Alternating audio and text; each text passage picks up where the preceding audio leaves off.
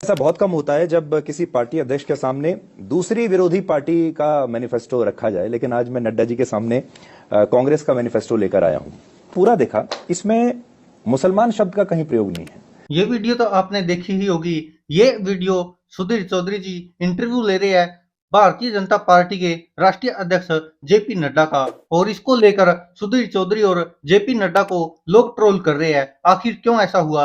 आपको बता दें, जिस तरह से लगातार प्रधानमंत्री नरेंद्र मोदी हो, मुख्यमंत्री योगी आदित्यनाथ हो, या और भी कोई भी भारतीय जनता पार्टी का नेता हो, लगातार कांग्रेस पर आरोप लगाता रहा है कि कांग्रेस ने मैनिफेस्टो में मुसलमानों को ये देने का वादा किया है, ये करने का वादा किया है, मंगलसूत्र तक मुसलमानों को दे देंगे। ऐसा कुछ लगातार भारतीय जनता पार्टी आरोप लगाती रही है, जिस तरह से कांग्रेस ने मैनिफेस्टो जारी किया था। तो इसी को लेकर जेपी नड्डा जी से जब सुधीर चौधरी पूछते हैं कि देखिए, ये मैंने पूरा मैनिफेस्टो पढ़ लिया है, लेकिन इसमें कहीं पर भी मुसलमानों का तो जिक्र ही नहीं है, जो आप बार बार दहाड़ते रहते हैं। और जिस तरह से लगातार प्रधानमंत्री नरेंद्र मोदी खुद भी यही आरोप लगाते रहे हैं, तो इसको लेकर अब लोग क्या कमेंट कर रहे हैं आपको बता दें। ये वीडियो फेसबुक पर जो इंडियन यूथ कांग्रेस के अध्यक्ष है श्रीनिवास बीवी, उन्होंने डाल रखी है, और उसके नीचे लोगों ने क्या क्या कमेंट किए है वो भी पढ़ना है।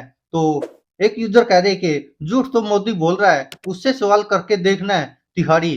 तो सुधीर चौधरी के ऊपर तंज कस रहे हैं। तो एक और गणेश नाम के यूजर लिख रहे कि गोदी मीडिया भी सब समझ चुकी है कि गुजरात लॉबी के डर से मुक्ति का समय आ गया है।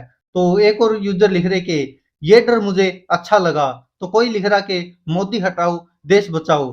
तो एक और दिलबाग सिंह चड्डा नाम के जो लिख रहे कि सुनो देश व देशवासियों के दिन बदल रहे हैं, जय कांग्रेस विजय कांग्रेस। तो आगे संदीप कुमार लिख रहे कि मोदी को बैठाकर इंटरव्यू लो, उनके चेले चपाटे से नहीं। मोदी तो मीडिया के सामने आता ही नहीं है, और ये बिकाऊ मीडिया बोलता भी नहीं है। तो आगे एक और यूजर लिख रहे हैं जो रामानंद सोनी है, वो कह रहे कि सुधीर चौधरी की पत्रकारिता की अंतर आत्मा शायद जाग रही है। तो आगे विशाल सिंह लिख रहे कि हवा का रुख बदल रहा है। तो एक और यूजर लिख रहे कि लगता है गोदी मीडिया हवा का रुख पहचान गया है। अगर आप लोग सत्ता में आए तो गोदी मीडिया को उनके किए की सजा जरूर मिलनी चाहिए। तो वहीं आगे एक और यूजर लिख रहे कि संदीप चौधरी को हार्दिक बधाई, नड्डा जी ये सवाल पूछने की जनता को सच्चाई बताएं। तो वहीं पर आगे लोग और भी कुछ कुछ लिख रहे हैं। तो एक आरिफ खान का यूजर लिख रहा कि तिहाड़ी हुआ मजबूर। तो कुछ लोग यहाँ पर अभद्र भाषा का भी प्रयोग कर रहे हैं, और जो हम आपको बता नहीं सकते। तो आलोक सिंह लिख रहे कि गंगा उल्टी बहने लगी है आज।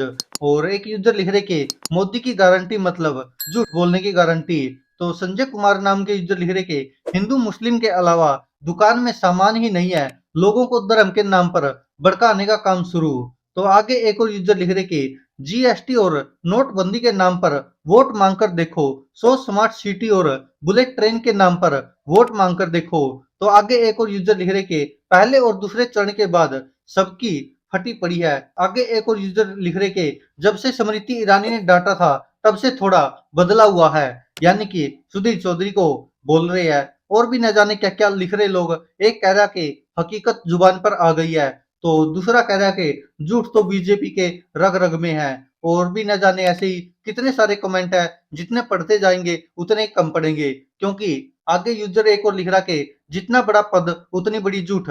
और ऐसे ही बहुत सारे यूजर लिख रहे हैं कुछ कुछ। और इसको लेकर प्रधानमंत्री नरेंद्र मोदी और भारतीय जनता पार्टी के राष्ट्रीय अध्यक्ष जेपी नड्डा को ट्रोल भी कर रहे हैं, और साथ में पत्रकार सुधीर चौधरी को भी लोग ट्रोल कर रहे हैं कि यही सवाल आप प्रधानमंत्री नरेंद्र मोदी से कीजिए, क्योंकि प्रधानमंत्री नरेंद्र मोदी ने इसका जिक्र किया था। जिस तरह से कांग्रेस के मैनिफेस्टो में मुस्लिम शब्द का नाम कहीं प्रयोग ही नहीं है, लेकिन प्रधानमंत्री नरेंद्र मोदी ने यह कहा था कि जो आप हिंदुओं के मंगलसूत्र है, माता बहनों के, उनके मंगलसूत्र छीन लिए जाएंगे, और उनकी संपत्ति पर ज्यादा बच्चे पैदा करने वालों का अधिकार हो जाएगा, घुसपैठियों का अधिकार हो जाएगा। ऐसा कुछ प्रधानमंत्री नरेंद्र मोदी ने बोला था, जिसको लेकर कांग्रेस और अन्य विपक्षी दलों ने आरोप लगाया था कि देखिए एक धर्म को किस तरह से टारगेट किया जा रहा है। भारतीय जनता पार्टी के स्टार प्रचारकों में सबसे ऊपर रहने वाले और देश के प्रधानमंत्री नरेंद्र मोदी द्वारा।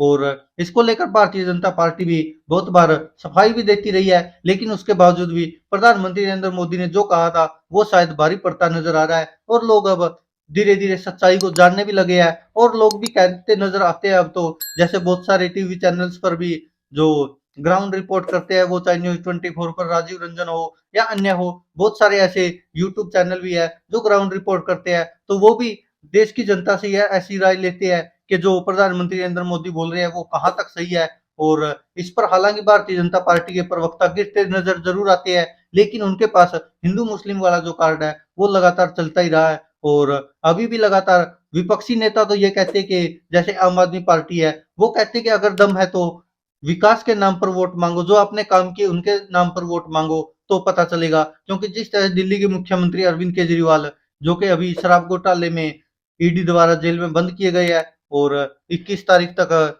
वो न्यायिक हिरासत में है। और तो यह नारा अरविंद केजरीवाल और आम आदमी पार्टी ने दिया था कि अगर हमने काम किया तो हमको वोट देना, और अगर आपको लगता है कि हमने काम नहीं किया तो हमको वोट मत देना। और जो शिक्षा, स्वास्थ्य है, इन सब चीजों पर, बिजली पानी पर आम आदमी पार्टी वोट मांगती रही है। और अब कांग्रेस भी भारतीय जनता पार्टी पर निशाना साध रही है कि हिंदू मुस्लिम की राजनीति करके यह सत्ता हथियाना चाहते हैं। और ऐसे आरोप लगातार भारतीय जनता पार्टी पर, प्रधानमंत्री नरेंद्र मोदी पर लगते रहे हैं। और खासकर मुस्लिम धर्म को टारगेट करने का आरोप तो लगातार ही लगता रहा है, वो चाहे गृह मंत्री अमित शाह हो और प्रधानमंत्री नरेंद्र मोदी हो, यूपी के मुख्यमंत्री योगी आदित्यनाथ हो, इन सब नेताओं पर, जो भारतीय जनता पार्टी के बड़े बड़े चेहरे हैं, उन पर यह आरोप लगता रहा है कि ये मुस्लिमों के खिलाफ राजनीति करते हैं और हिंदुओं को बेवकूफ बनाकर उनके वोट हथियाना चाहते हैं। ऐसे आरोप लगातार विपक्ष लगाता रहा है, प्रधानमंत्री नरेंद्र मोदी पर भी और अन्य पूरी भारतीय जनता पार्टी पर भी। दोस्तों, आप क्या कहते हैं इसको लेकर? अपनी राय कमेंट बॉक्स में जरूर दीजिएगा। जिस तरह से लगातार मीडिया पर भी आरोप लगते रहे हैं और प्रधानमंत्री नरेंद्र मोदी पर तो आरोप लगते ही रहे हैं कि हिंदू मुस्लिम की राजनीति करते हैं। और मीडिया को भी एक संज्ञा दी गई है विशेष,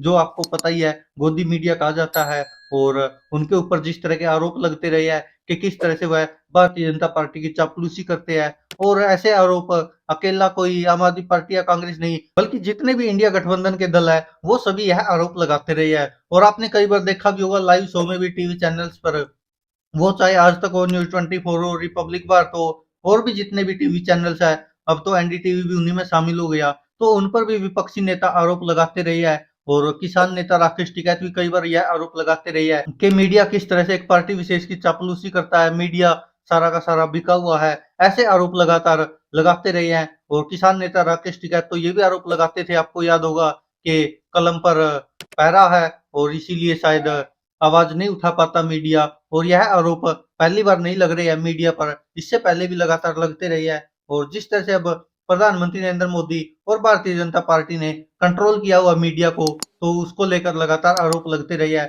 क्योंकि ज्यादातर मीडिया के न्यूज चैनल देखते हैं, जो भी ब्रॉडकास्ट चैनल है, वो भारतीय जनता पार्टी के बचाव में लगातार उतरते रहे हैं। और विपक्षी नेता यह आरोप भी लगाते रहे कि अगर मीडिया पर आ गए, हम टीवी चैनल्स पर आ रहे, तो यहाँ भारतीय जनता पार्टी के प्रवक्ताओं की तो जरूरत ही नहीं है, क्योंकि जो भी पत्रकार है वो सब उन्हीं का काम करते हैं और वो उन्हीं के प्रवक्ता बनकर लगातार देश की जनता को गुमराह करते हैं। ऐसा आरोप लगातार लगाते रहे हैं विपक्षी दल। और राहुल गांधी भी लगातार आरोप लगाते रहे मीडिया पर कि इनको डरा रखा, धमका रखा है, अपने कब्जे में ले रखा है। और यही कारण है कि शायद अब इस इंटरव्यू के बाद भी लगातार लोग सुधीर चौधरी को भी ट्रोल कर रहे हैं और कह रहे हैं कि देखिए किस तरह से चापलूसी कर रही है। दोस्तों, आप क्या कहते हैं इस पर? अपनी राय कमेंट बॉक्स में जरूर दीजिएगा। धन्यवाद दोस्तों, देखते रहिए सच की आवाज।